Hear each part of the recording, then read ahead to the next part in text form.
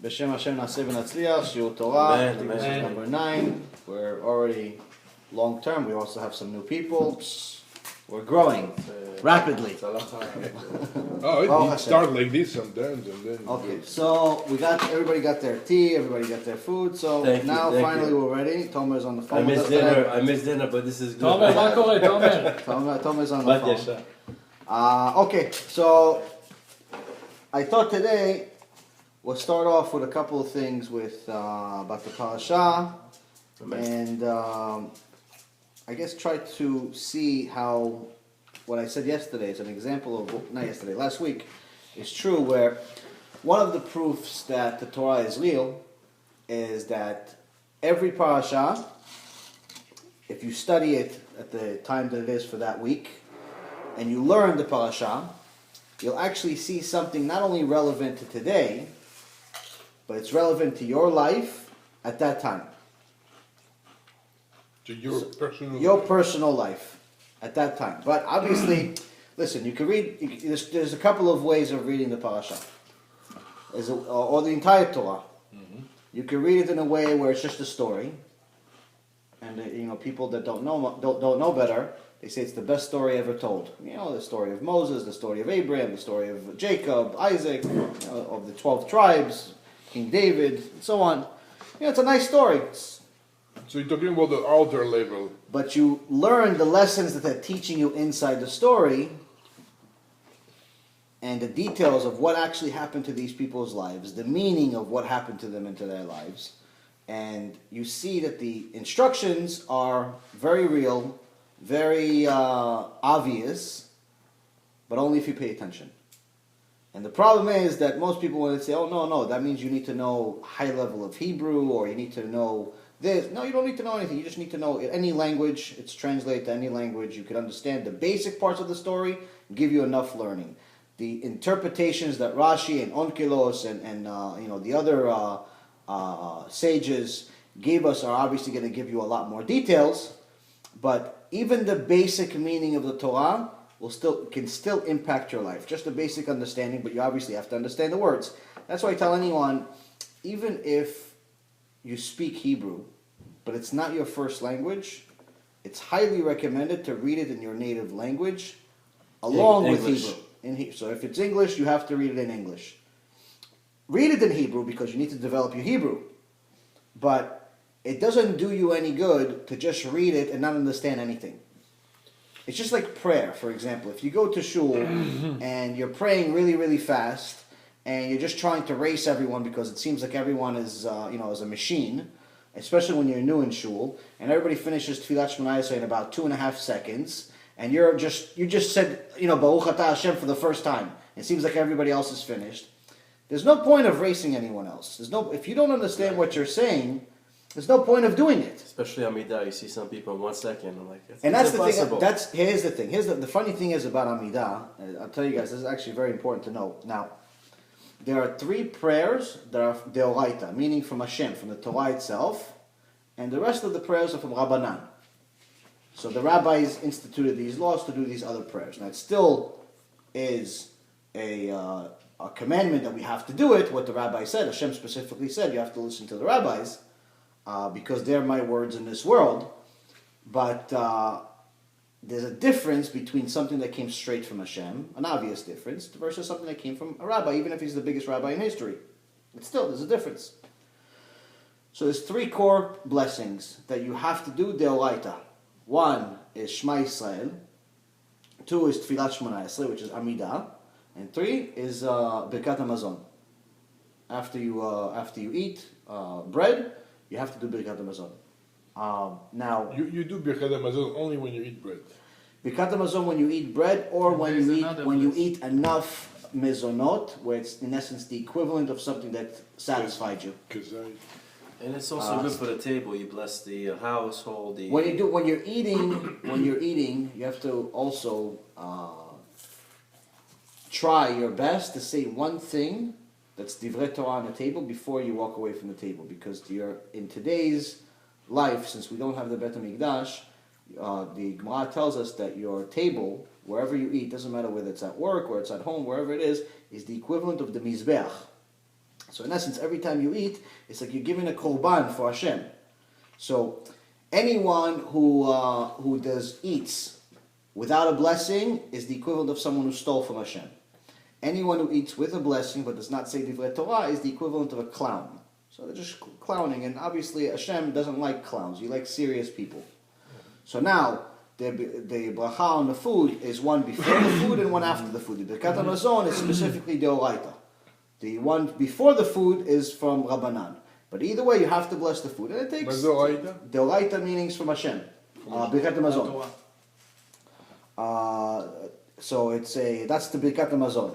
So those are the three prayers that you have to do. Now you ask yourself, okay, so wait, if I have to do every morning, let's say, everybody goes to shul on Shabbat morning, and you see that they're praying for an hour and a half, or an hour, and they finally get to Shema Yisrael, then they go to Amidah, and then they pray for another, let's say, 45 minutes or half hour, and then it's over. But the Amidah and Shema Yisrael are relatively short, let's say 15 minutes total. So how could it be? If that's the Ikar, if that's the Oraita, if that's the most important part, shouldn't it be longer? Mm-hmm. And here's the thing. The other prayers before it and after it are in essence supposed to prepare you for it. Meaning that the prayers in the beginning, the ones that you say before Shema Yisrael, are supposed to, the equivalent of what the Gemara says is that the sages used to meditate for an hour before they prayed to get themselves prepared to talk to Hashem. Because they knew who they're dealing with. Not like us where we have no clue.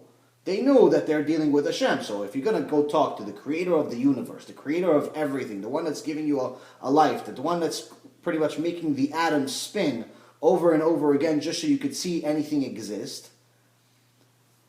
then I need to be prepared. It's not like I'm going to meet a friend of mine. It's not like I'm going to meet my boss. It's not like I'm going to meet the president of Israel or president of the United States. I'm going to meet the creator of the world. This is a big deal. So for an hour they would meditate just to prepare for this. This is the equivalent of all the prayers that we do, which is mostly from Tehillim, mostly from Psalms. It's the equivalent of those prayers because we don't know, we're not at their level. We don't know what to say. Most of us don't know what even meditating is, let alone do it. So for us, the rabbis, the sages, created prayers, an order of prayers, for us to do to, in essence, prepare us, where they know, okay, the first prayer, maybe you're not really going to be so much into it. The second prayer, maybe not really. By little, by the time you're into it for 45 minutes or so, you're into it. You know that you're in a shul. You're not at your friend's backyard. So it's not a necessity. It is a necessity, but it's not at the same level as Shema Yisrael and Amidah. Shema Yisrael is the peak. Shema Yisrael and Amidah is the That's peak. important. And they're right after each other, one after the other. And you have to take your time. And then the prayer of after Amidah, which is usually the time we start seeing people either leave early or not really care or start talking to each other. That's not good either. That's the prayer that the equivalent of what the sages used to do is after they prayed Amidah, they would start meditating. They finish that and they start meditating to get themselves down from this high level that they got to be able to deal with the real world. And this is all in the Gemara. So obviously, again, we're not at that level. We didn't get as high. We didn't get as much focus as they did. So for us, we do these other prayers. Again, it is definitely necessary, but if you're not understanding anything, now we already can't do what they're doing. We can't meditate like they were doing. So that's why we have the prayers. We can't focus like they're doing. Okay, fine. But if we're not even paying attention, then what's the point of going? It's not, a shul is not a social hall. Even though a lot of people, unfortunately, use it as a social club, it's not a social club. And the thing that I don't understand is that since we just realized right now, let's say if this is new to all of us, we all know that Amidah and Shema Yisrael is the peak. That's like you said, that's the peak. That's the most important part of the entire prayer. So why is it it's the one that people usually just try to run through? Like you see that sometimes in the beginning when people get to shul, they're singing, they're into it, they're laughing, they're really, really celebrating Hashem, and they're walking around the shul, and they're really doing a lot. As soon as it gets to Amidah, you see the guy. Everyone's standing, you see that guy standing, 37 seconds, somehow he's finished with Amidah. That takes a minimum of 6 minutes.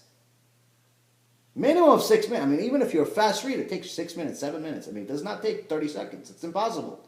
You could be a genius. It does not take that much. And also, if you think about it, if you actually understand what you're saying, and to put kavanah, to really understand and mean what you're saying, it has to take more than 6 minutes. So how is he finished in 2 minutes? How is he finished even in 5 minutes? Especially when you think about it, most of the people that are finishing really fast, they're usually not the most religious people. And then you see the guy that's really religious, the one that's black and white, the one that's learning Torah every day, and somehow he takes 15 minutes. So what you're saying, that the guy that goes to shul once a week is smarter, better, and knows more Torah than the guy that goes, that's his entire life is Torah and takes 15 minutes? How does that make any sense?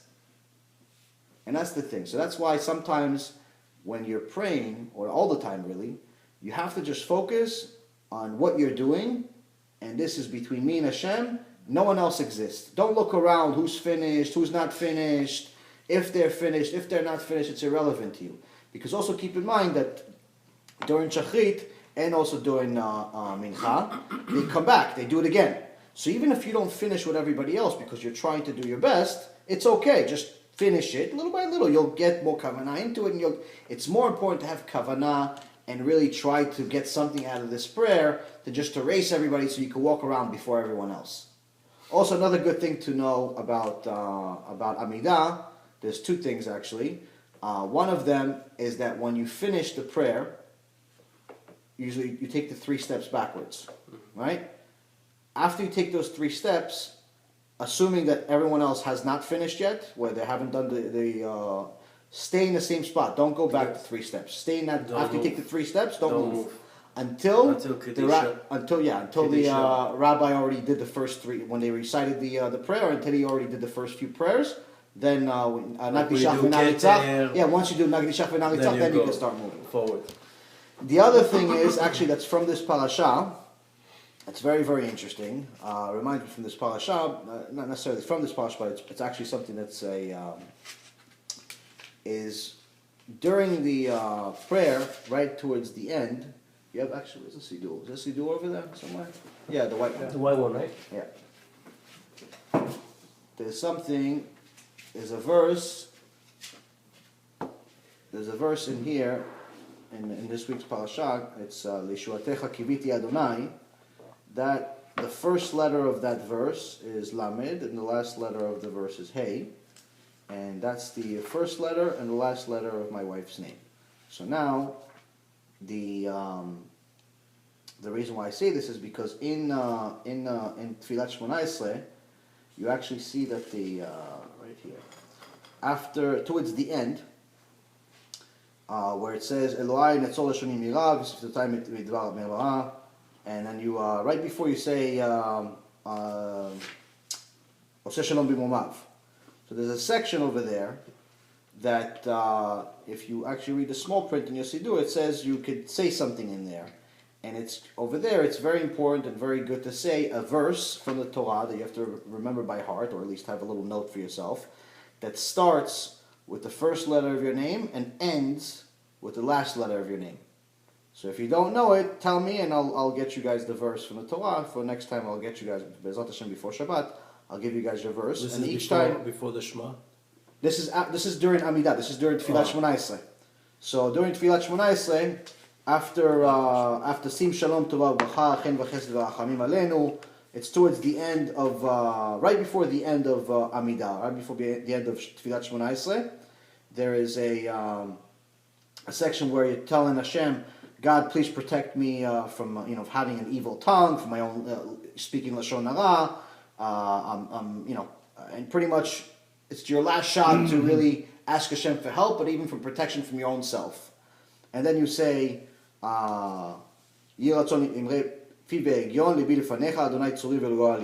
this is pretty much saying, Hashem, I've spilled my heart out to you during this prayer. I really, really put a lot of kavanah into this prayer. Please listen to my prayer. Which also reminds us of what we just talked about before. If you prayed the Tfilat Shmona Esrei in 3.5 minutes, how much heart did you really have in it? So in essence, you're finishing the prayer with a lie.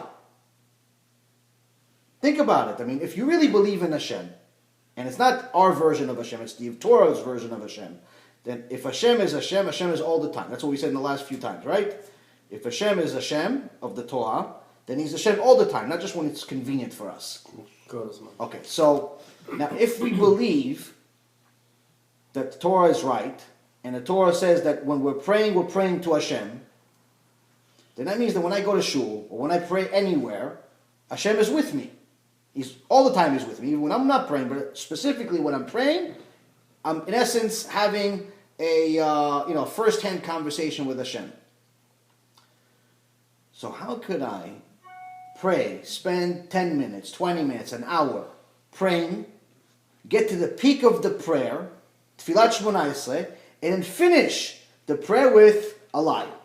That I just gave all my heart, but in reality I didn't really care. In reality I didn't really mean anything I said. In reality I didn't pay attention to what it says. I don't understand one word of what it says. One thing. If somebody finished the prayer very fast, what does it mean? Does it mean he skipped words? Because there is a minimum time. Listen, there are certain people that are really, really, really smart, and much smarter than me or anybody else that could read faster than the average human being.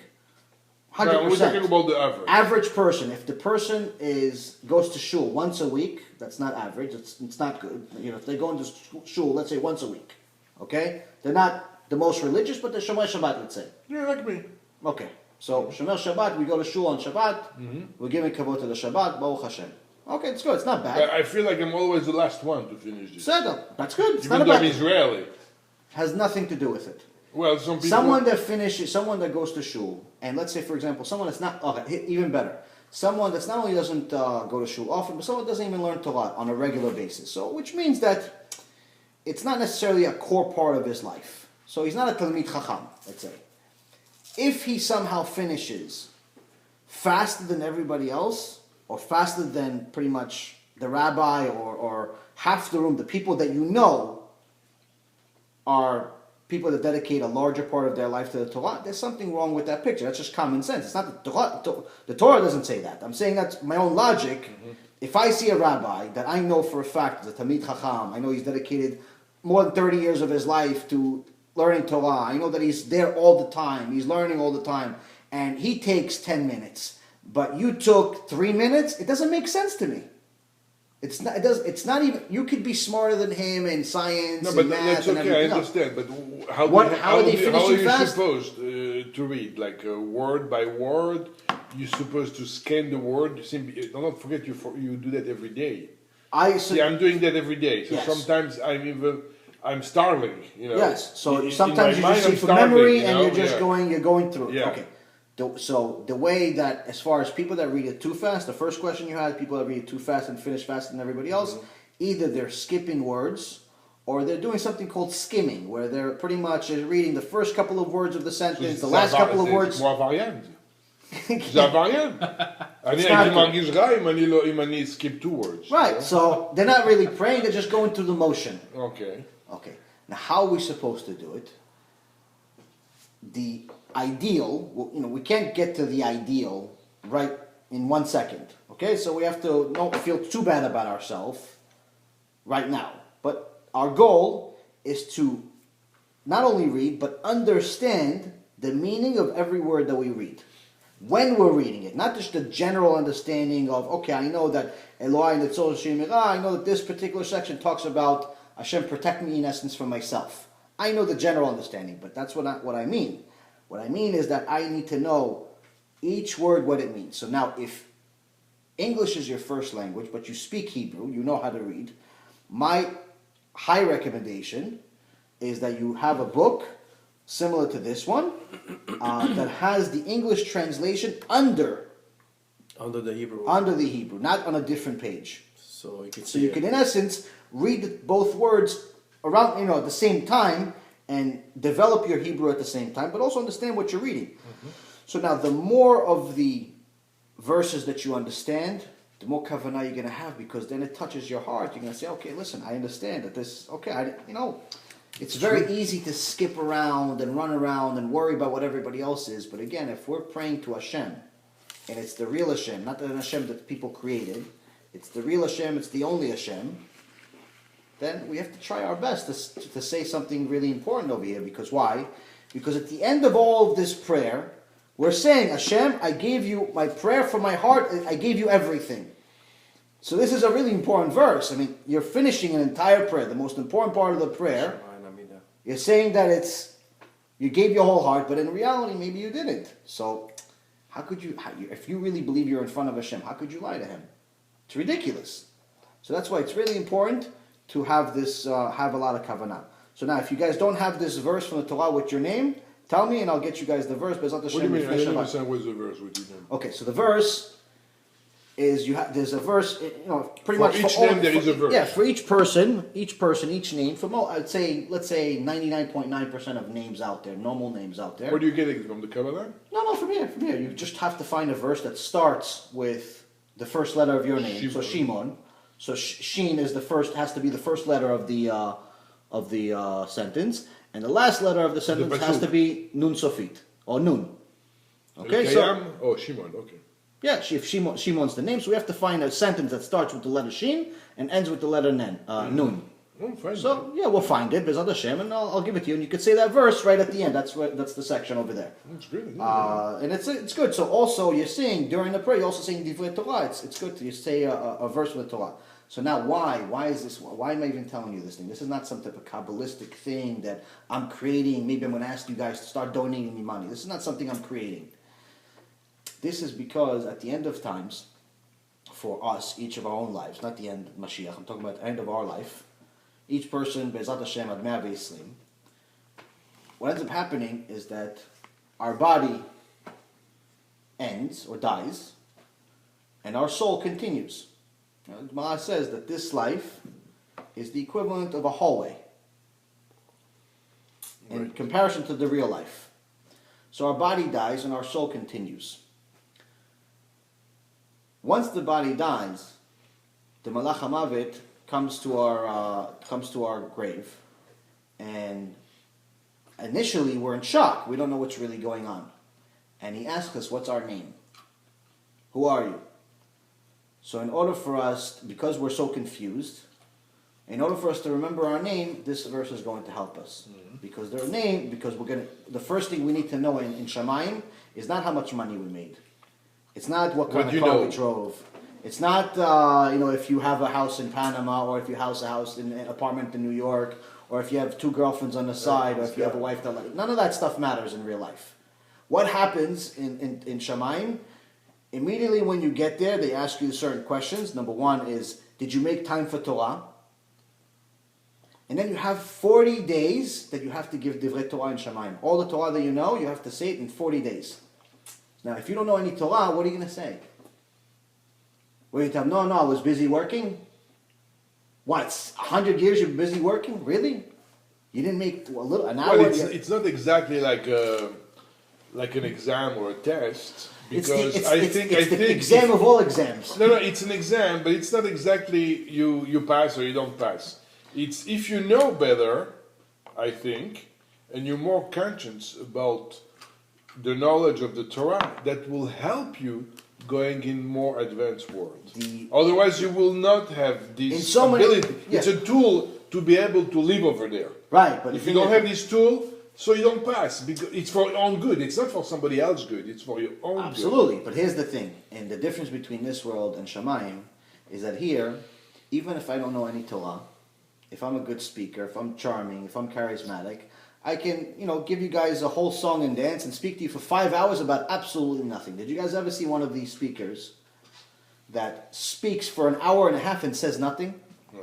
These people drive me crazy. It's insane. I mean, you go around the pound. There's a lot of, you go to conferences and sometimes you see people speak, and the guy talks for 45 minutes, an hour, sometimes longer, and he says nothing. Like, he says words, and there's a lot of words, but the content means nothing. Right. There's no significance whatsoever. There's no punchline. There's no point. It's like a body without a soul. Exactly. So this is a good addition. See, we got some nice Divrei Torah over here. So here's the thing: we have in this world, we have the ability to lie and make up a story. Even if we don't know, we can create something. In Shamayim, we can't do that. So if you really don't know Torah, if you haven't really made a little bit of time every day, I'm not saying you have to study 20 hours a day. If you study an hour a day, you're going to know some Torah over 50 years, 100 years, 120 years, Be'ezrat Hashem. You're going to know some Torah. An hour a day over 50 years, you're going to know some Torah. It's a lot of hours. So you're going to be able to talk for 40 days. But if you studied for once a week for an hour, when I was just telling you, it's not enough. So that's the thing. That's what we talked about over the last few weeks, where it's important for us to create some type of time. Now, we can't just jump to an hour or 2 hours or 5 hours a day from day one. You have to start somewhere. Start with 15 minutes. Start with 10 minutes. Whatever you guys can guarantee like yourself. An hour a day. Every day. But something that you know for sure that you could do every day. Even if you could do 15 minutes a day every day, do that. If you could do, let's say, 6 days a week, you could do 15 minutes, but 1 day a week you have more time. You want to do 5 hours, do, or even 1 hour, do it. But obviously. But guarantee yourself that you have a little bit of time. This 15 minutes a day that you know for sure, that's how you get started. Then after a little while, when you're used to already making Torah part of your life every day, where you know that you're not going to sleep and you're not starting your day without some type of Torah, then you could add to it a little bit. And over time, you can add more and more to it. But Even get to a point where it's part of your life. If you listen, for example, you follow a rabbi Sure, it's Torah. online, for example. 100%. So on CD. You hear a lesson every 100%. day. That's this is like an Torah. hour of Torah comes in all different ways. Torah comes from lectures. Torah comes from reading the books. Torah comes from CDs, from YouTube videos. אתה If קורא it's עברית? Torah, אתה קורא עברית חופשי? קראתי אני ספר. קורא, כן, but it's not And not as developed as my English. Because I have a book, unbelievable. Hebrew or English? Hebrew. I bought it. I read it, but it's not. The level of my English is drastically higher than my Hebrew, so it's a frustrating. So that book that you bought, it's unbelievable. They have it in English too, I'm sure. No, it's a Moses. It's the last book of. I learned so much about it, about the last book of the Chumash. Mm-hmm. It's different than the first book. Yeah, it's the last 5 weeks of his life. It's Moses talking to you directly, to the level of human being, versus God talking to us in the first book. The first four. Deuteronomy is it's the last 5 weeks of his life, I believe, and he's pretty much telling us, how to be, reminding us of all the things that have happened to us, what we need to do in order to survive, and to pretty much serve God and serve our purpose in this world. So if we all agree that Hashem is the real Hashem, and it's what's in the Torah, and we know that everything that it's in this book is true, then obviously our goal should be to do what it says. The problem with most people, as we talked about in all the other times we've talked, in my opinion, and I've heard this from rabbis also, and it's pretty common, you see it, is that unfortunately, even though people like the Torah, and sometimes they say they even believe the Torah, the reason why they don't live the life of the Torah is because they have a different interpretation of what it is versus what it really is. Right. Meaning that their Hashem is not the same Hashem that's written in the Torah. Their Hashem is like a convenient one. It's that when I have problems, let me pray. When there's a bar mitzvah, let me pray. When there's some type of holiday, let me pray. But during the rest of the year, I don't need it. And that's the problem. So that's not the real Hashem, and that's it's a convenient Hashem that people create. So the key for us is to get as close to the real Hashem as possible. The only way to do it is through having Torah in our life every day. Again, like I said, it does not need to be 20 hours a day, 15 minutes a day. This conclusion myself. It has to. Like this. You have to have it 15 minutes a day, 20, anything. You have to do it every day, and Be'ezrat Hashem, you'll see. I just a need to big find. connection. I need to find some good stories about the Torah, because I prefer maybe to read than to listen to CD or to watch a YouTube. Some books. Yeah, that's why I asked you guys last week to come up with the time that you have, and whatever material you want. I'll tell you where it is, and if I have it, I'll give it to you. If not, I'll tell you what to get. And there's a lot of good things. All right, so the first thing we see in this week's parasha, and we see how it's relevant to our life, is that in this parasha, Yaakov Avinu which was also called Israel, where we all came from, dies. So you have one of the most critical and important human beings in history pass away.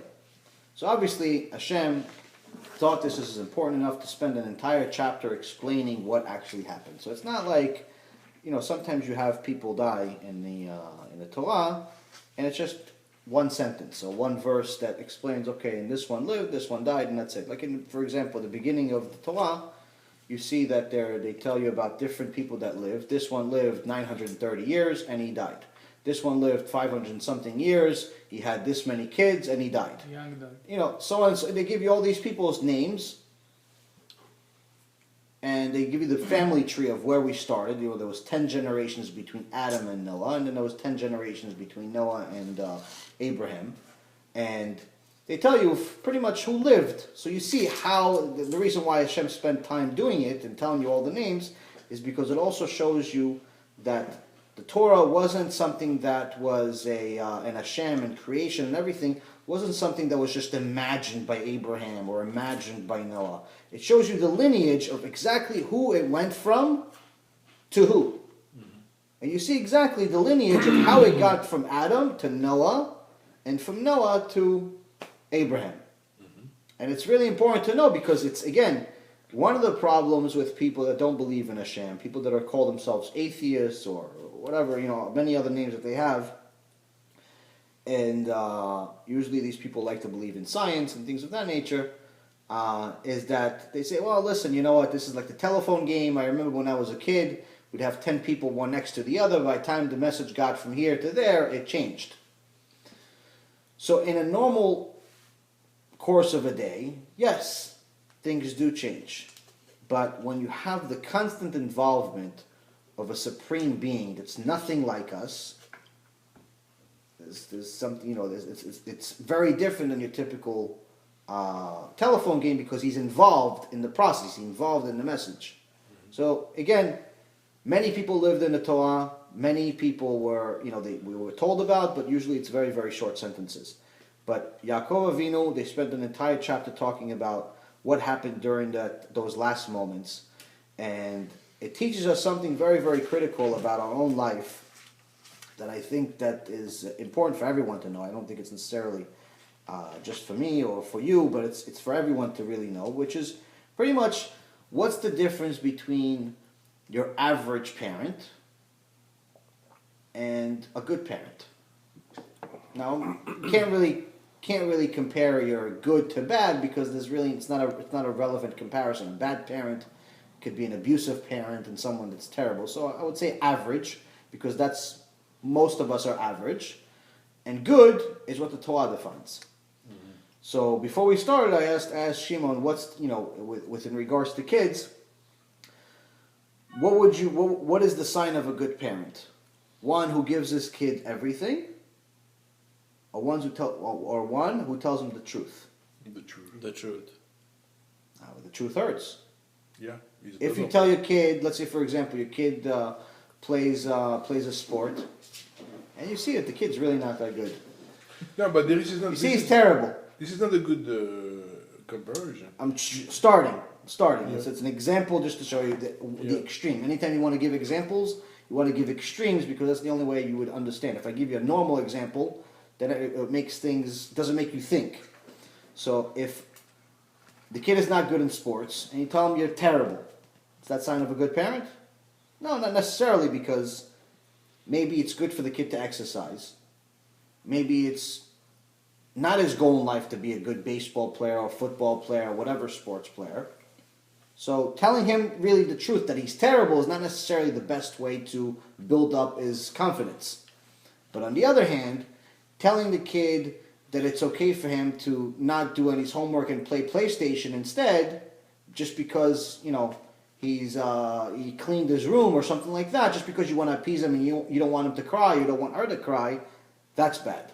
So we know the clear difference between good type of honesty and bad type of honesty. So now here, by the same words, you don't have to tell him he's terrible, because you know that the kid didn't reach his full potential. Right. So you don't tell him you're terrible. You tell him, listen, that's good, there's a but time you for can everything. do better. Exactly. You know? So there's a time for It everything. depends how you interpret. Depends how old the child is. If it's a child, for example, if it's 3, 4, 5, 7, 10 years old, there's a certain level of truth.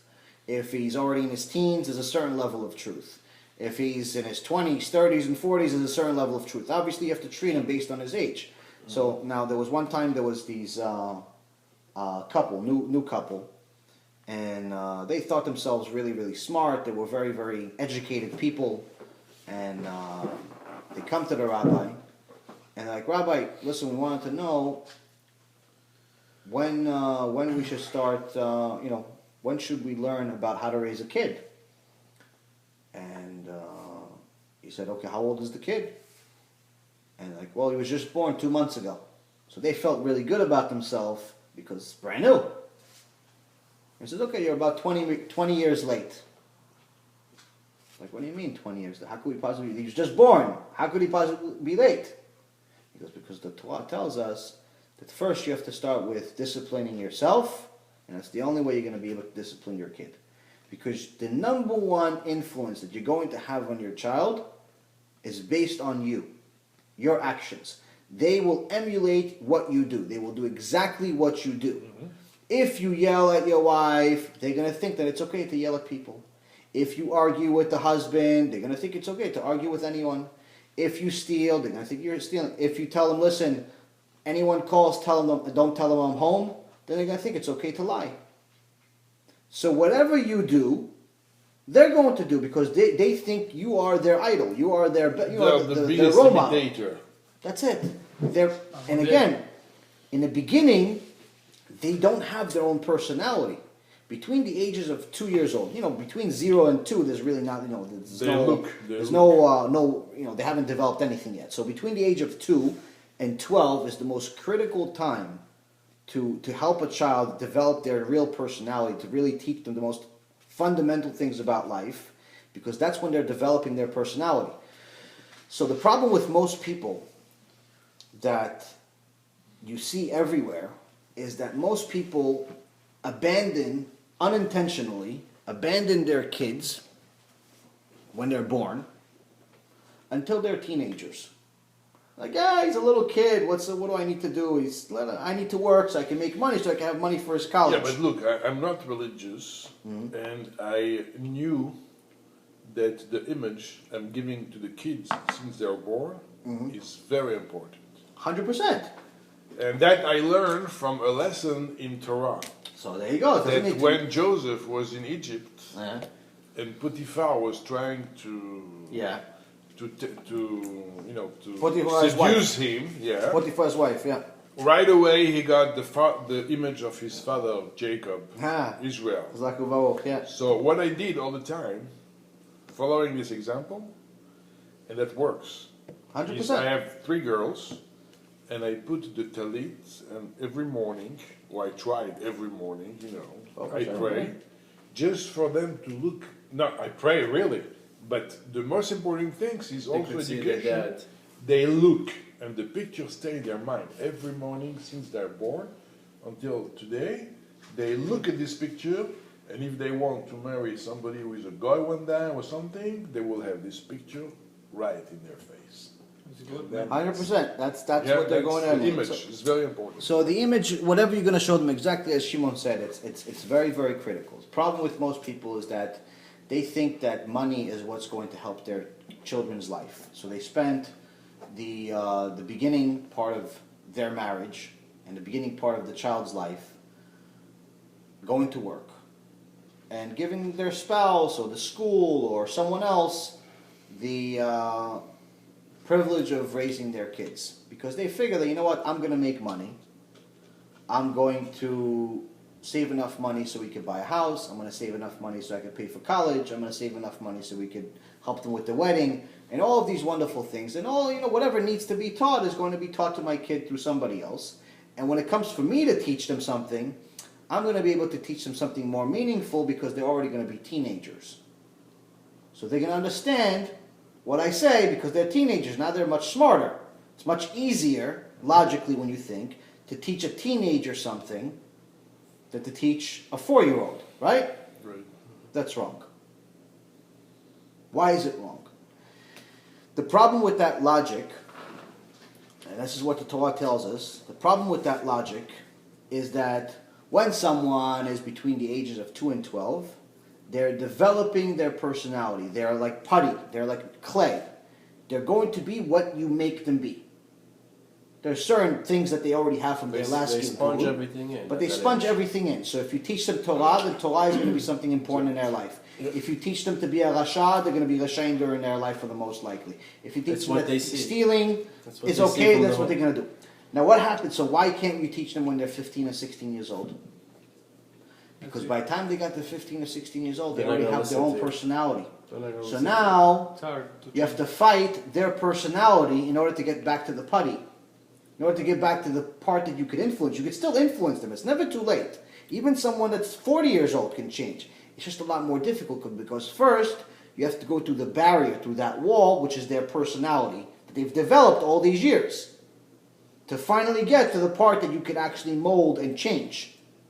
And that's why they say that, someone who has the ability to get Torah into their life, into their children's life early on, will have a much, much easier future with them as adults because they're going to have the foundation.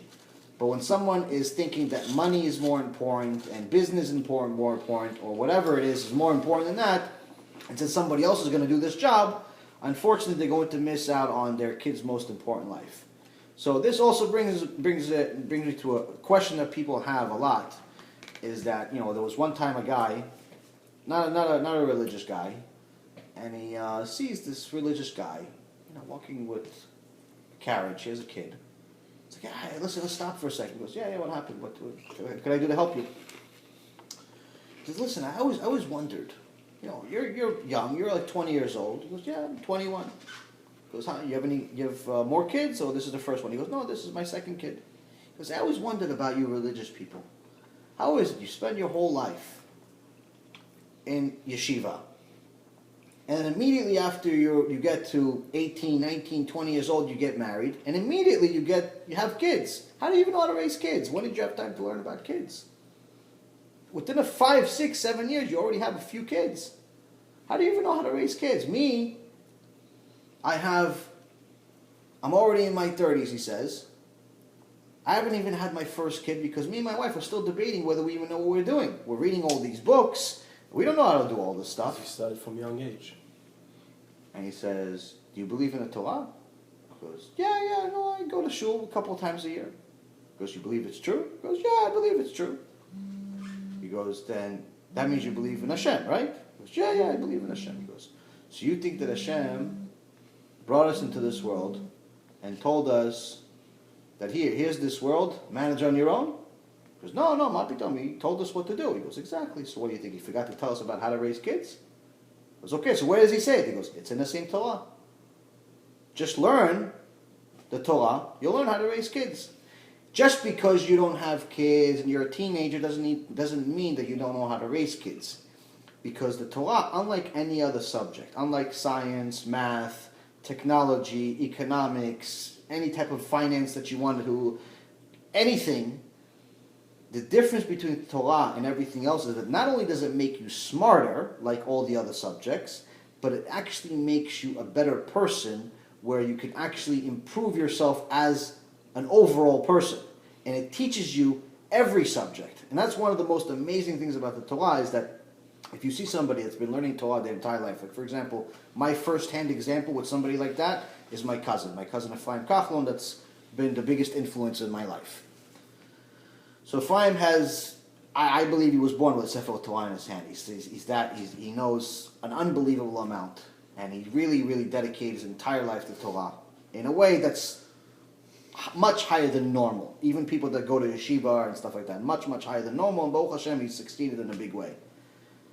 So for anyone that's watching, and has to give you an understanding, if someone that knows the Torah, there's something called a Shas, which is the entire Gemara and Mishnah. Now, there's something called Daf Yomi. Daf Yomi is if you read one daf out of the Gemara each day. They did the calculation. You'd finish the Gemara over 7 years. Approximately 7 years it would take you to finish the Shas. I remember in the synagogue they did one time. Yeah, they do it in the synagogue. Fiesta after 7 years. Yes, they do a big celebration after you finish it. So you finish the Shas once every 7 years, which means that if you do that program, which a big, very, very smart sage came up with that whole program because he saw that in the yeshiva, that every time, he saw everyone studying, and he saw that they, a guy that's new to the religion came to the yeshiva, and he didn't really know what to do with himself. And he looked around, he didn't know where to start, he didn't know what to do. And then he saw, and then, the rabbi saw that every so often, the people from the yeshiva that have been learning, they smile. And then they go back to studying. And you notice what's happening. Every time that they're smiling, it's because they finish one daf, one page. So he said, this guy doesn't know what he's doing, he's new.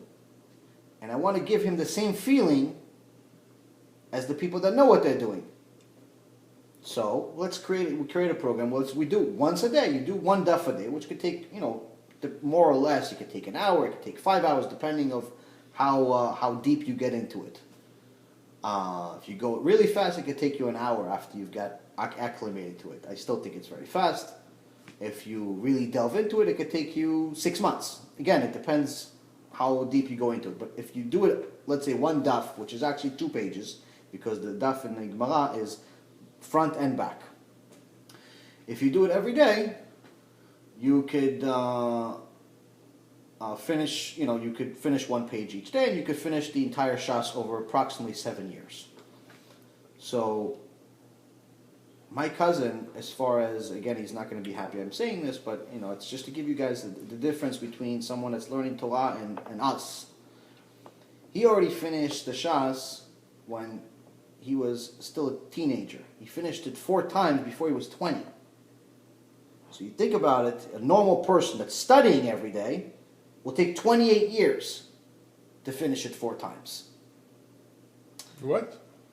He finished somebody who studies every day. Somebody studies every day, that's studying the Shas, like I told you, one daf a day. No, but the guy who study full time, like the whole day. Studying full time is learning more than 1 page a day, of course. Yeah. But it's still, to finish the Shas is a gigantic accomplishment. It's not something that everyone does, even people that do study every day. Just because you study every day doesn't necessarily mean you study the Gemara with that depth every day. The point is I'm trying to make to you guys is that when you're living a life of Torah, you end up learning about everything. And that's one of the first things that I discovered about my cousin is that it didn't matter what, because the first 9 months that we met and had our conversations, it didn't matter what question it was, because that's all the conversation was. It was just one question after another question after another question from my end, asking him questions. It was whether it was about dinosaurs or about creation or about Noah or about why is my life so difficult or business questions, anything that I could come up with. I had like this computer that was responding to me, and he had an answer for everything, but not an answer like I'm giving you an opinion. Like if you ask me, what do you think of the weather today? I say, oh yeah, it's nice. That's my opinion, because maybe somebody that likes a cooler weather would say it's not nice. So that's my opinion, if it's nice or not. He didn't give me his opinion. And anyone that's a Ben Torah, that's a big believer and an advocate and a learner of Torah, is never going to give you their opinion. Because everybody feels it differently. Right. What are they going to give you? What does the Torah say? So every answer had a source. And that was the amazing part. So it didn't matter whether it was a business question or a dinosaur question. There's a source to it, and he showed me the source. And that's when I knew there's a difference between what he's learning and what I spent my entire life learning. So when you're learning Torah and you're giving it to your kids when they're early on in their life, you're literally giving them a foundation that it doesn't matter what choices they make in their life, they're always going to have that foundation and they're always going to be able to get back to it. But if you're giving it to them, the earlier you give it to them, the stronger that foundation is going to be.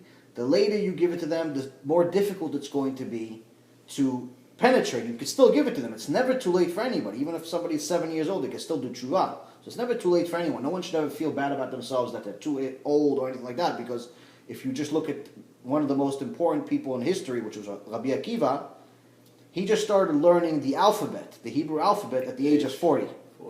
Just the alphabet. He didn't forget Torah. He didn't know anything about Torah. Talk about the alphabet. He went to kindergarten with his son to learn the alphabet at the age of 40. And then 24 years later, he had the biggest yeshiva in history. 24,000 students. How long are we talking about? This is nearly 2,000 years ago. 2,000 years ago? 2,000 years ago. Rabbi Akiva. Rabbi Akiva. He started at 40 years old. 40 years old, you started learning Just the alphabet. Just the alphabet. So now, here's the advantage we have over Rabbi Akiva. Back then, if you wanted a book, if you wanted to learn something, let's say I know Hebrew, I wanted a book, doesn't mean that I had it, because they didn't have books back then like we have now. Most things were scrolls. So that means that they didn't print, they would have to handwrite it. So they didn't write too many of anything. They'd have 5 copies, 6 copies, and they distributed among several different cities. So if you wanted a certain scroll to learn, let's say, parts of the Zohar, or parts of the Gemara, or parts of anything, you have to go to a different city, usually to a rich person's house that actually has the scroll, that owns the scroll, and stay there for however long it takes until you finish. It was difficult to have 24,000 students like this. Difficult is, to say the least. That'd be genius. That's the thing. Today, with 7.5 billion people, which is much more people than they had back then, no one even comes close to having 24,000 students. Unbelievable. And you have this online today. Exactly. So here's the thing. We have an advantage now is because unlike back then where you'd have to literally travel from city to city just to have a book. It's true. Just to have a book, just to have something to read. Or go to the rich person's place. Yeah, you have to go somewhere. Spend your whole time there. Just have to go somewhere for 2 years just to learn I never something. thought about it. You know, it's true. Yeah, it makes sense. Just to get this book, let's say you want the Chamisha Torah, you don't have it in your city, you're brand new. You go crazy. You have to go somewhere. You have to go somewhere. Stay there for 6 your months, family. a year, 2 years, just so I could read this book. Because he's not going to let me go back like a library. I have to go to his house. But those people that they traveled, they were tzaddikim. I mean, to do that. That's the point. That was because there was not much. So we're not going to travel into another city. Hashem knew we're not going to travel to another city because Hashem is Hashem, right? So he knew that we're not going to travel to another city. He knew we're not that big of a tzaddikim. We're at the lowest level. So what did he do? He created the internet. But he gave us a choice. You could either see the worst things on earth on the internet and completely ruin your olam hazeh and olam haba, or you can learn Torah. Right now, there's more Torah on the internet than all of the Torah that people had, that there were biggest people in history. Mm-hmm. It's a button on your phone, on your laptop, just press a button. You can learn Torah. That's right. And what do? Instead, we look at Facebook. Instead, we look at something else. Instead, we look at all this nonsense that's out there. So that's the thing. So we have to wake up a little bit and realize that if you're going to change your kid's life, you have to start with yourself because they're going to emulate you. If you're going to change your life, you have to be serious about it. You can't give yourself excuses every day of why you're not doing it and why they were able to do it and why this and why that. You have to really just do it. But again, don't expect to be Rabbi Akiva in one day. 15 minutes a day, every day. Do that for a few months, maybe go up to 20 minutes. Do that for a few months, then maybe go up to 25 minutes. Start small, and I promise you, you're going to like it so much that not doing it will be torture. But first, let's get to doing it. First, do it. And you see that if your kids see you learning, they'll start treating you different. They'll start acting different because you're going to act different yourself. Because, again, the Torah changes you. You start reading, wow, look, Rabbi Akiva is giving, he's doing this. Oh, look, Yaakov Avinu is giving blessings to his kids. Look, wait a minute. Why is he telling Reuven that he wasn't, he's not going to keep his firstbornhood? He's not, even though he's the first child that he had, he's not worthy of it, and he lost it. Judah is going to be coming the first right. Why? And you read what happens. Like, oh, you know what? Maybe he's right. So that means that, so there's a certain way that you read this stuff. There's a certain way beside the outside story, there is a meaning for us. 100%. Inside the story. Inside the story is the most important. We have to know how to interpret it. That's the beauty of it. Right now, the basic translation, if you read it in your first language, will give you a good enough meaning where it impacts your life. The second thing you do is you read Rashi, again, in your native language. So if English is your native language, read it in English. Don't be a hero and read it in Hebrew. What are you talking about, the Chumash? Chumash. Again, Chumash. There's plenty of other books you could read, but we're talking about how to prove the Torah is divine, which is by showing that each Parashat has something that's related to our life. But the most important part is not just the reading part, but to have patience. Read it, not when you're waiting for a coffee at a place and you only have 37 seconds before you have to go back to doing something. Read it, sit down, 15 minutes, I can read a page. Tomorrow's 15 minutes, I can read another page. The next day's 15 minutes, maybe I can read 2 pages. Have some time to understand. Don't just skim through it like those people we were talking about that pray Tfilat Shmoneh Esrei in 5 seconds. Try to give it some time. You'll see, little by little, your Hebrew will develop and your English will develop, and overall your life will develop. And it'll make a huge difference in your life. And I promise you that each week you'll be astonished at the things that you can read and learn from that were always in front of you, but you never knew that were right there. And then next year when you read it again, Bezrat Hashem, you'll see that the same parasha gave you a different lesson that's relevant to your life at that time. So test it. So that's another thing. Now what happens if we don't do it? What happens with our kids if we don't do what Yaakov is doing? So first off, let's see what Yaakov is doing. So Yaakov is saying he's giving blessings to his children. He starts with Reuven, and you see that the blessing that he's given Reuven is pretty much a criticism. It's not it's between me and you. I don't know if I want this blessing, because he's rebuking him. He's telling him, listen, you violated my bed. Reuven was trying to do a mitzvah, but it ended up being a avira, where he was pretty much trying to protect his mom's honor, because Yaakov had multiple wives, and he pretty much messed with his father's bed that he was going to use with his other wife. Now, obviously, going into your father's bedroom is inappropriate for a child at any age, and so on. But what he told Reuven is that you lost your first righthood. So this doesn't sound like a. Really? I forgot. Yeah. So I'll read you the verse actually if you want. Let's see. Reuven, you are my firstborn, my strength, and my initial vigor. So right away he's giving him compliments. Foremost in rank and foremost in power. But water like impetuosity. You cannot be foremost because you mounted your father's bed, then you desecrated him who ascended my couch. פחז כמים אל תותר כי עלית משכבי אביך אז חיללת יצועי עלה. So he interfered with his father's intimacy. Right. Something like this. Right, exactly. So he violated his father's bed that Yaakov had with his other wife.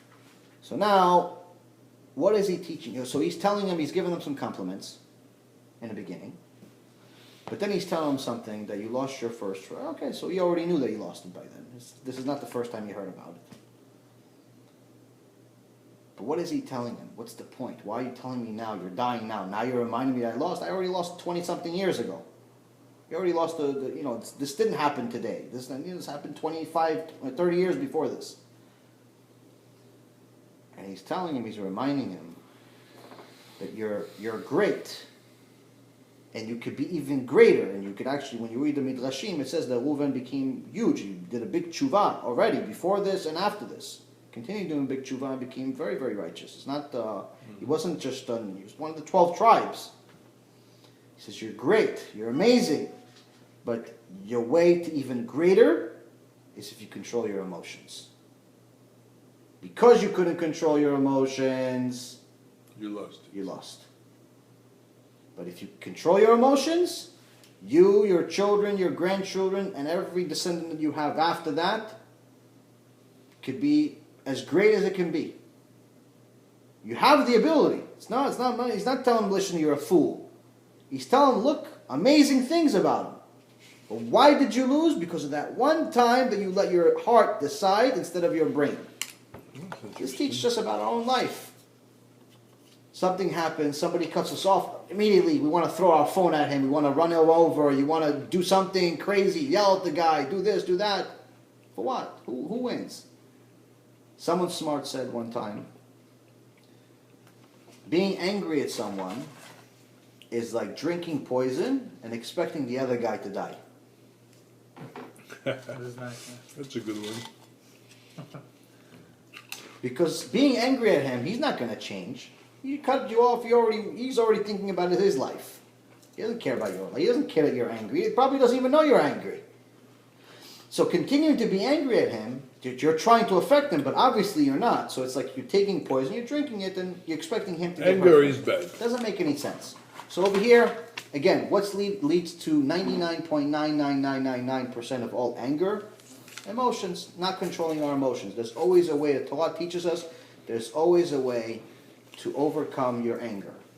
And this is what, if you don't do it, you could lose everything. And that's what Reuven, he's teaching him this, that this one time that you couldn't control your emotions, you lost everything. But you have the ability to get it all back. So that's what we were talking about before when I said, if someone loves you, are they going to show you they love you because they give you everything, like a lot of parents do these days, where they buy their kids toys every other weekend, and they take them on vacations where the kids don't even know the difference, whether they're going to France or they're going to the place down the street that just looks nice. Kids don't know the difference. Parents, for some reason today, think that when they take them to these exotic places, that the kids are actually going to change their life because of it. They don't know the difference. Even if you take them to the park down the street, they don't care. Mm-hmm. The kids become acclimated to it and used to going to fancy places, and they think that it's meaningful because of the parents, not because they wanted it. All the kids really want is their parents' time. Mm-hmm. No kid in the world that's 6, 7, 8, 9, 10 years old goes to his father or mother and says, "Listen, mommy, daddy, can we go to the Netherlands next year? And then the year after that, can we go to Panama? And then the year after that, no kid in the world does that. They don't care. They just want your time." So when you start giving them a life where every demand that they have is purely material, then you're training a monster. You're not training a normal kid. And you're also teaching them something that's not realistic, where every time that they complain, they think that they're going to get an answer. In real life, that doesn't work that way. We can complain all we want every day, but unless we go to work, we're not going to make any money. We can complain all we want every day, but unless we do what we need to do at our job, the customer's not going to stay with us. We complain all we want every day, but unless we act really nice to our spouse, they're not going to be nice to us. So complaining doesn't really do much in real life. But when you're a kid, it could do wonders. Because if every time I cry, my parent holds me for 5 hours and gives me this and gives me that, and just because they don't want to hear me cry, they buy me a new toy, then it tells me, oh, this works. So once they grow up and they become 15, 20, 25 years old, they have this unrealistic expectation of what life is really all about. And that's why Shlomo HaMelech actually specifically said, the way to ruin a child's life is by spoiling him. That's the way to ruin his life. It's the opposite of what parents do today. Right. The parents today comply to the demands of children, not the opposite. Your child is supposed to help you, not you help the child. It's supposed to help with the house, help with, bring goodness to the house. You're not supposed to be the child's servant. So when you spoil a child and you constantly buy them stuff and you train them to have this needy personality, then you're creating a monster, because one day they're going to have to be married, and no one in the world will ever love them as much as their parents. Which means that they're bound to get divorced also. Because they're going to expect their spouse, whether it's a male or female, to love them as much as their parents. Because their parents, anytime they cried, they bought them a new toy. Anytime they cried, they bought them a new car. Anytime they cried, they gave them money. They did all this stuff for them. And their spouse doesn't want to do it. They cry and the spouse doesn't really care. He's still at work. He's still doing this. He's still doing that. So when you train your child to have this unrealistic expectation, then you're doing exactly what Torah said not to do. And that's also something that's actually very interesting in Kings. Especially if the parents lost their business and the kids are so used to getting money from them, and then there's no money coming in, and the kids they lose it. The kids can start hating the parent, because what happens is that when you train the child to be connected to material, right, and then all of a sudden you don't have the money. You don't have the material. It could be a blessing sometimes. No, it's something. Then you hit the reality and you start to... But in the beginning, if the kid is used to getting all these toys and not getting honesty, he's only getting toys instead of honesty, what happens is that the kid stops getting the toys and he thinks that the parent hates him. He doesn't think that he doesn't know that you're losing money. He doesn't know what that is. He's 10 years old. He doesn't know you don't have money or you have money. He just thinks that when you love me, you gave me stuff. Now I'm not getting stuff. That means you don't love me. Mm-hmm. So he starts acting out and doing things to get attention. Become a lot of problems. And it becomes a very, very big problem. So in Sefer Melachim, Kings 1, verse 1-6, chapter 1, verse 6, there's a very interesting thing that King David says that is relevant. He's talking about one of his sons, Adoniah.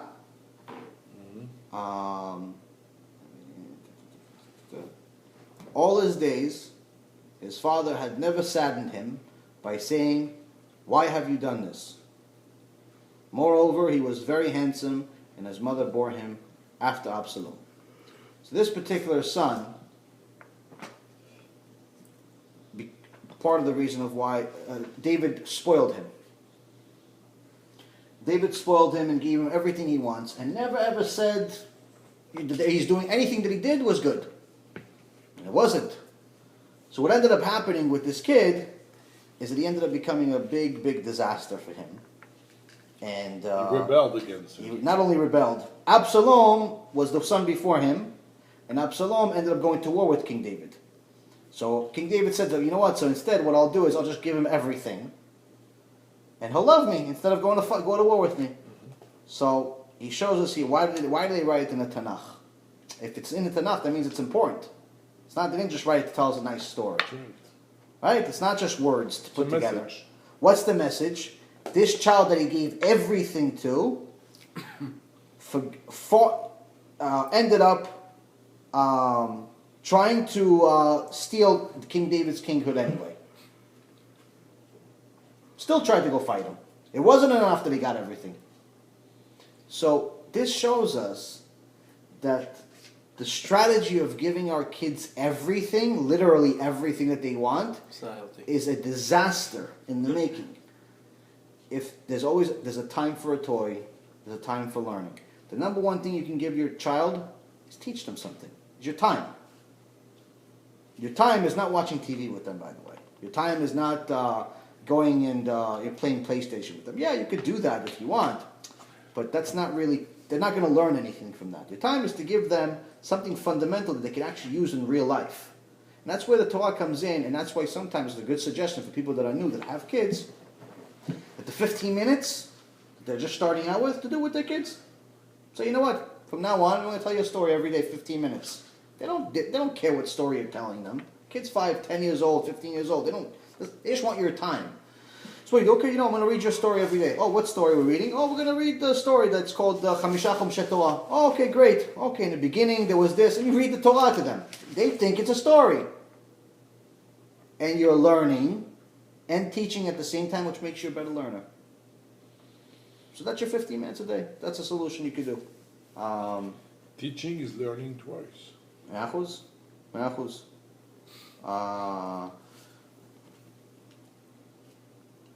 So the other thing we're also learning from these blessings, so we're seeing that he's rebuking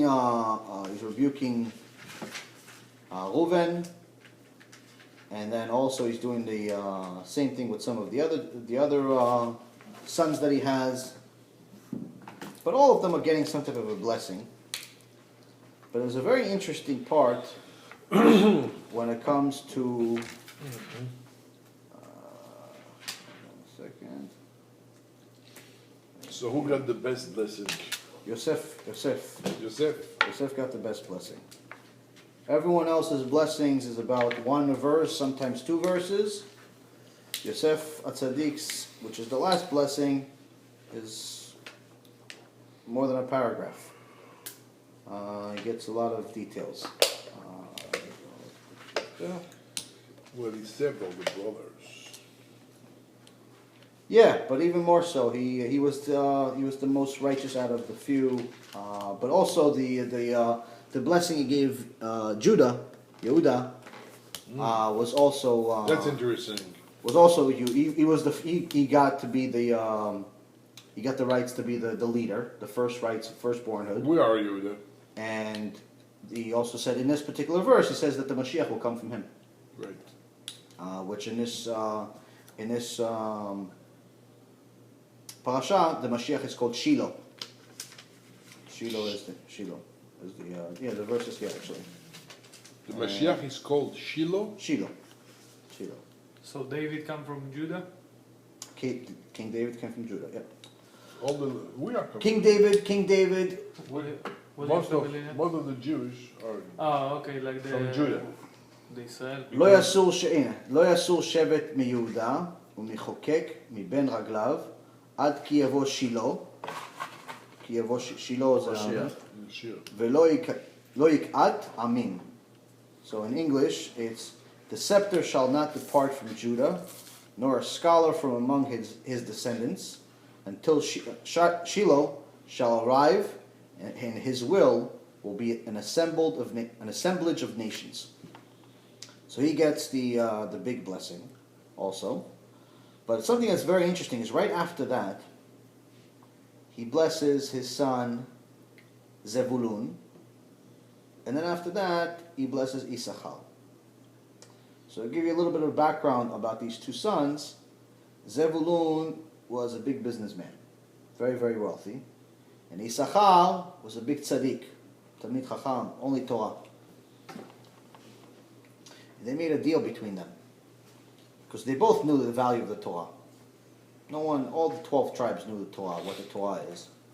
But because what happens when somebody is successful in business, even if they don't want, the business requires time. If you're going to be successful, you're going to maintain a business, even if it's successful, it requires time. My grandfather did a deal with his brother. Mm-hmm. One was working for the two families, and my grandfather studied and wrote books all his life for the two families. That's what he did? That's Issachar Zevulun. That's where they got it. This is where they got it. That's where they got it. So that's the thing. So the deal comes from them. The deal that people have sometimes today, and Baruch Hashem, it still exists, Issachar Zevulun. So Zevulun was a successful businessman, but he knew that even though he's studying Torah, it's not enough. But in order to maintain his success, he needed to continue working. He couldn't study as much as his brother. Issachar didn't care anything about money. All he wanted is Torah. That's it. But now he had his brother. He knew that he couldn't study as much Torah, so they made a deal. You work for both of us, and I'll study for both of us. So what ends up happening is that Zevulun ends up making money and he's supporting both families. And Issachar is studying day and night. And actually one of the Midrashim says that Issachar actually ended up literally studying 24 hours a day all the time, never going to sleep. So the question is, how is that possible physically? First of all, people were very different back then than we are today. And so that's the easier explanation. The second explanation is that you have to understand what sleep is. What needs sleep? The body or the soul? So in reality, the soul is the part that needs the rest, in essence. It's even though it continues to operate, but it's when you're when the body is no longer functioning, the soul continues. So what ends up happening is that in order for your soul to be recharged, you're going to need to connect it with something spiritual. So the reason why people need to go to sleep is because the soul, according to the Midrashim and the different parts of the Torah, the soul goes up to the heavens and actually tells everyone what's happened over the last day. So the soul leaves the body. Or parts of the soul leave the body. So now, if someone is learning Torah, and you'll see this actually with people that learn Torah, like some of the big sages that we have, you'll notice that they don't sleep very much. And the reason why is because what the typical person gets as far as spirituality during their sleep, they're getting it from the Torah during the times they're awake. So Issachar got so much Torah and so much spirituality from his Torah that he didn't need sleep, because his body felt like as if it's resting at all times. Mm-hmm. So that's how it was possible. So in essence, the question is now, and Midrashim explain actually that Zevulun got the blessing first, before Issachar, but Zevulun was younger. So the question is, why would you give, if you're giving it in order of everyone, why are you giving it to the younger Zevulun instead of giving it to Issachar? Issachar is a tzaddik. Because he's supporting his brother's family. Right. So that's the thing. So he says that, yes, even though Issachar is learning Torah, and Torah is very important, since he's dedicating his life to Torah, he needs help.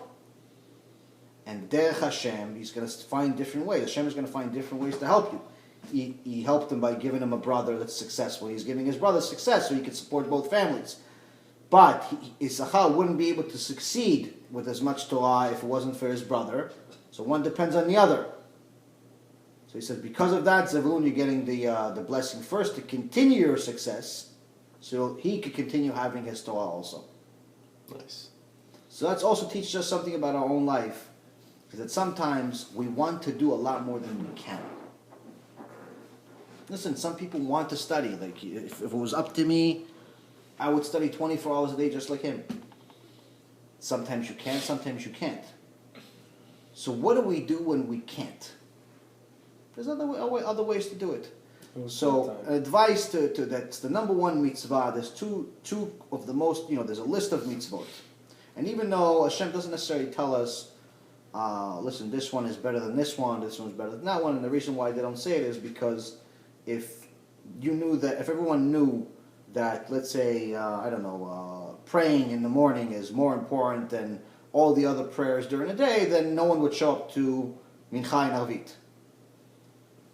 So he didn't give us a list, but there's two very, very critical that are, in essence, it's agreed amongst everybody that they're the most important mitzvot. Shema and Amidah? No, as far as mitzvot in general, things to do with your life.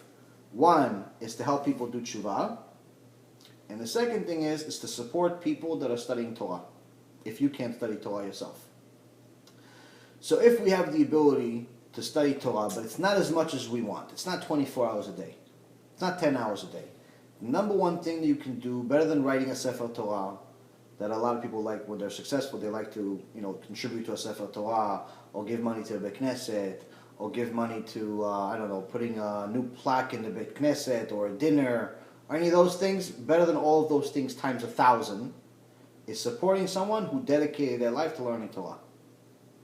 Because that's in essence giving the entire world a reason to exist. Unfortunately, most people don't know this, so they spend a lot of time giving to things that matter, but nowhere near as much. So they end up giving hard-earned money towards things that they're not getting that much credit for. So but how do you know you really give to a yeshiva?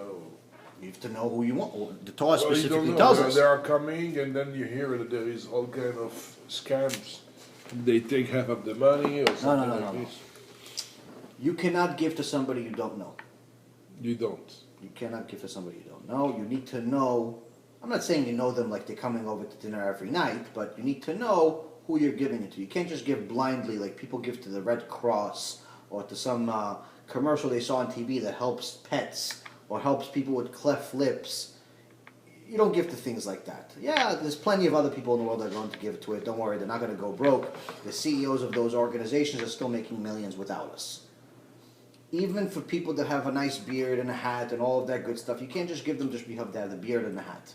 It's good to give, but you need to have a reason to give, and the reason needs to be where you know that you're giving for the right reason. So you need to do a little bit of investigation. So listen, if you're giving $100, $200, $300, where it's relatively small money, I'm not saying it's not disrespecting money, but it's like it's not worth the time to do too much investigations about a few $100s.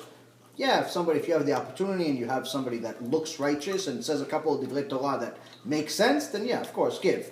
But if you're going to give, a few $1,000s, like, something that you consider that's going to hurt the pocket a little bit, where it's a few thousand, a few million, whatever it is that everybody at their own level, then just like anything else you're going to do in life, investigate. If you're going to buy a car and you're going to spend $50,000, $100,000, $200,000 on a car, you're not just going to buy any car that shows up on Yahoo Finance and says, "Oh, this is a nice car."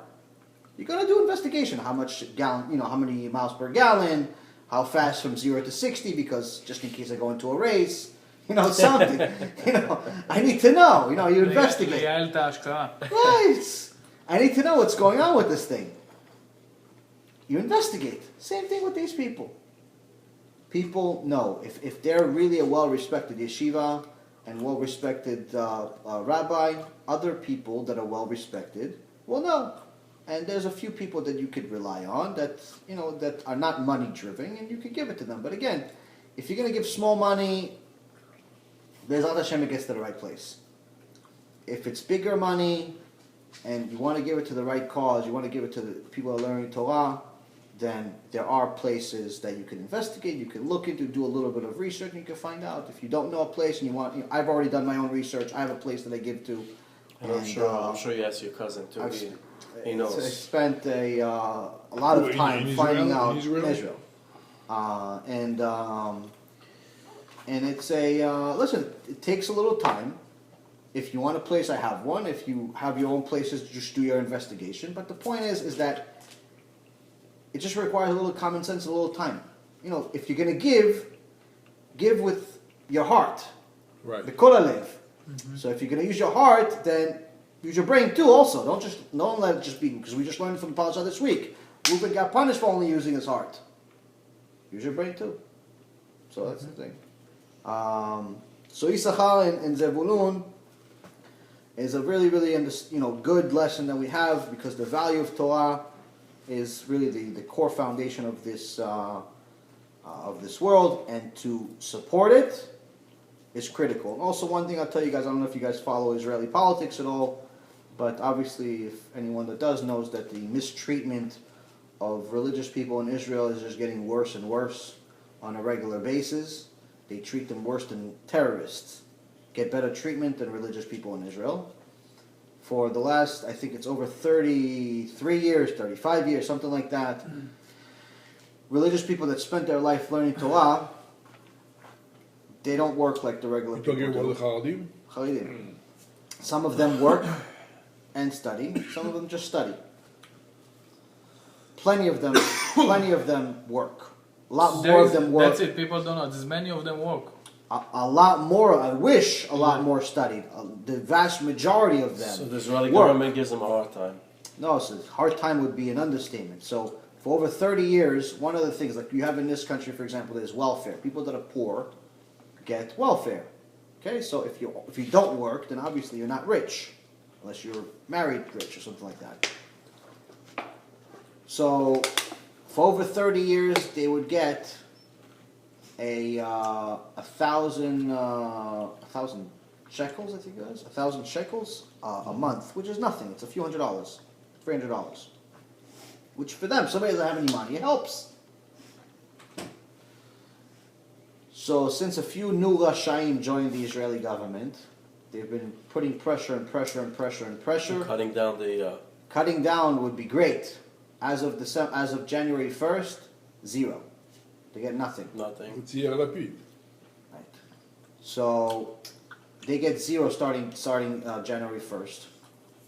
They really and if get you think about zero, they're going to get zero. As of the last check they just got a couple of days ago. For what they get 1,000? It's like welfare. It's like help from the government. Yeshiva? No, for help with their household. מה הקריטריון? Oh yeah, because they're not working and they don't make a certain amount of income. Because they're studying Torah. So anyone's like in yeshiva? Yes, anyone that's in yeshiva. So now people that go into yeshiva are actually getting penalized. Not only are they not getting the money from government, but certain things that they used to get discounts on are going back to regular or even higher prices than normal. Certain benefits they used to have are being removed, have already been removed and continue to be removed. And they're actually even contemplating giving them a penalty, like actually charging them a fine for not working. But this is mostly of studying, right? What do you mean? People that are studying? Yeah, it's a lot of people though. It's, well, I think it's good that a huge amount of families. Jewish people study every day. I mean, at least we have a bunch of people put it this way, who are conscious. There's a verse in Torah. We read during our prayers. Actually, is where there will be Torah Yom Valayla, meaning day and night. So one of the interpretations of this literal interpretations of this verse is Hashem's tell us there will be Torah Yom Valayla, or else the natural state of the world would not continue. So one of the simple interpretations of this verse is that if there's 1 second in this world where someone is not learning Torah, it would cease to exist instantly. So you ask yourself, okay, even if, let's say, everyone pressed on the atomic bomb right now, Chas v'chalila, but they all pressed the red button. Obama did his job, Putin did his job, everyone, the guys from North Korea did their job, Israel did their job, everybody did their job, everybody was pressing like in the movies, they all pressed the red button.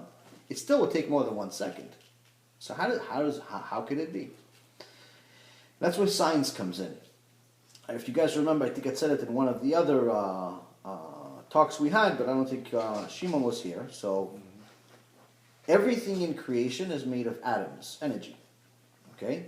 Now, atom has 2 parts in essence. You have the nucleus, and then you have the electron that goes around it. Now, the size of the nucleus is much, much smaller than the electron that's around it. Like drastically small, like millions of times smaller than that. So, in reality, the space between them is huge. It's actually, most of the atom is actually empty space. 99% of the atom is empty space. It's like the solar system. Similar. So now,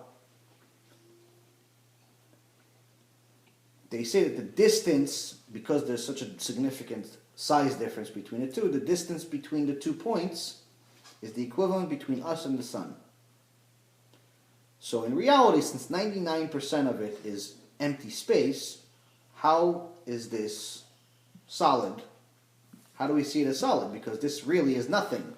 Most of this is made of empty space. Most of the table, most of you, most of everything is empty space. Right. So the way it is that the electron keeps spinning around it over and over again in such a fast way that it looks like it's solid, but in reality it's not. So just like, for example, if you have a, it's an illusion in essence, almost, like if you have like a fan, one of those fans, if it goes fast, it looks like there's 1 blade.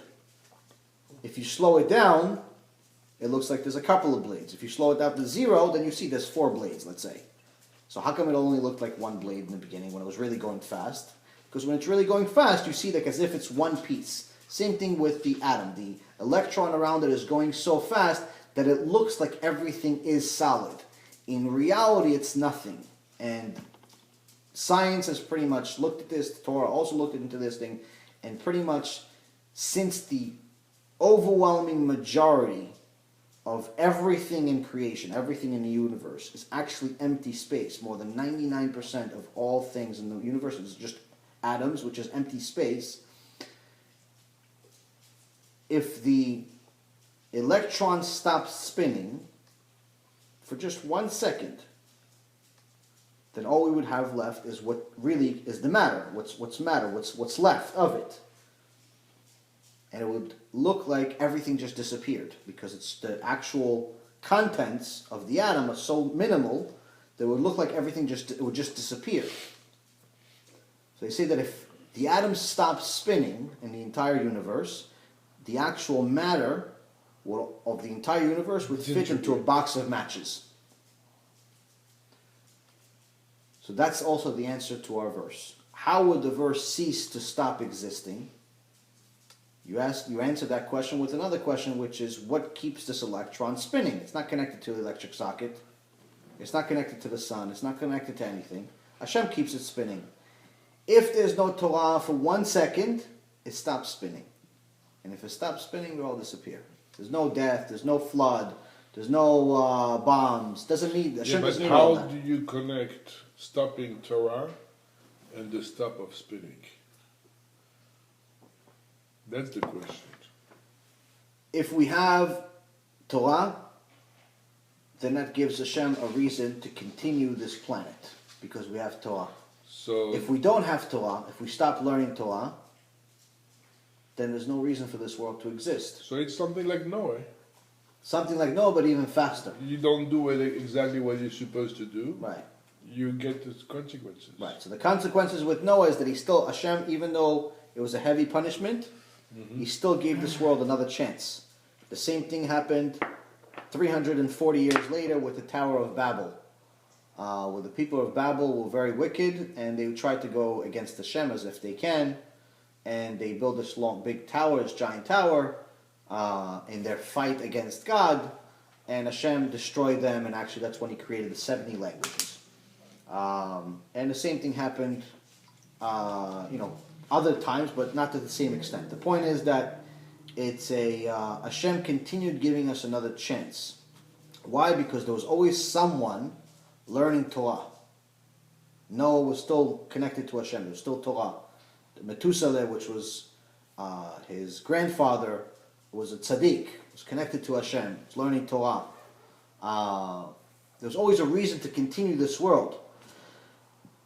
But when you eliminate people's ability to learn Torah because you're making their life difficult, you're risking everything without even realizing it. The problem is that the people that make the laws don't believe the Torah.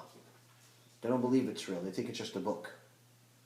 And that's the problem that we have. So if we have the ability to support somebody that's learning Torah, times like this are the times where Hashem is really making us as his messengers. Because we all make money. We all need to pay our bills. We all have responsibilities. Some of us have extra, some of us don't. If we have the opportunity to give, we should give. If we don't have the opportunity to give, then we should at least have the intention that whenever, to try to give at some point or another. Mm-hmm. Again, it's to give someone that's learning Torah should really be saying to receive. Because in reality, he's helping you a lot more than you're helping him. And that's the right way to look at it.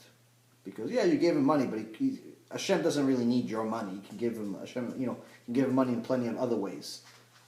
The fact that you gave him, that means that Hashem used you as a vessel to give him money. So you're going to get the schut. But in reality, where's the schut coming from? From him, because he's learning Torah. So you're benefiting a lot more than he is, because he has other choices, whereas you may not. So at times that we can't do, we should try to help others do. Let's see. Okay, I'll finish up with this. I know you guys are tired. With a good story, I think I heard either from my cousin or from Rabbi Mizrahi, but either way, it's a great story. Mm-hmm. Give you perspective of what's the outcome of what we do with our kids. So one time there was a rabbi and his son boarding a plane. And right next to them, next row over, there was a scientist and his son boarding a plane. And they're sitting right next to each other. And the scientist is looking at the rabbi. He's like, nodding one of these, disapproval nods. It's like fanatics. The rabbi opens his book. His son opens the book. Okay. Doesn't care who's next to him or not. He's just interested in Torah. So then he sees that the scientist's son says, Abba, I'm tired. Can you tell the stewardess to give me a blanket? Can you what? Tell the stewardess to give me a blanket. Sure, son, sure. Stewardess, ding, give him a blanket. Oh yeah, sure, sir. Okay, it's a blanket. Abba, a few moments later, Abba, I'm thirsty. Can you give me something? Okay, yeah, sure, son. Gets him a drink. A little while later, Abba, I'm hungry. Oh, okay, get you food, whatever you want. So the whole time, the whole flight, he's serving his kid. He's helping him. His kid is asking for stuff. His father's giving it to him.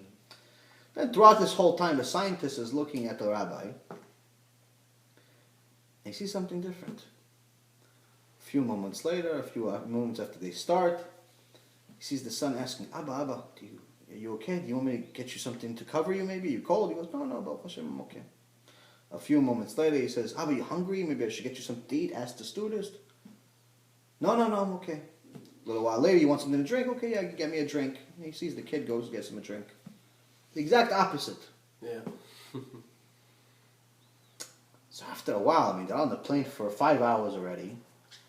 And the scientist is like, I have to ask you a question. I've been staring at you the whole time, and I don't understand how you guys do it. I went to Harvard. I learned in the best schools. I make a lot of money every year. I do this, I do that. But throughout this whole time, I'm serving my kid. What did you learn? You went to the yeshiva? Well, so you learn one book your whole life. You learn these couple of books. He doesn't know what Torah is. He thinks it's just the 5 books of Moses. He doesn't know that it's endless. He's like, what did you learn? One book your whole life? It's a big deal. I read a book a week, he says.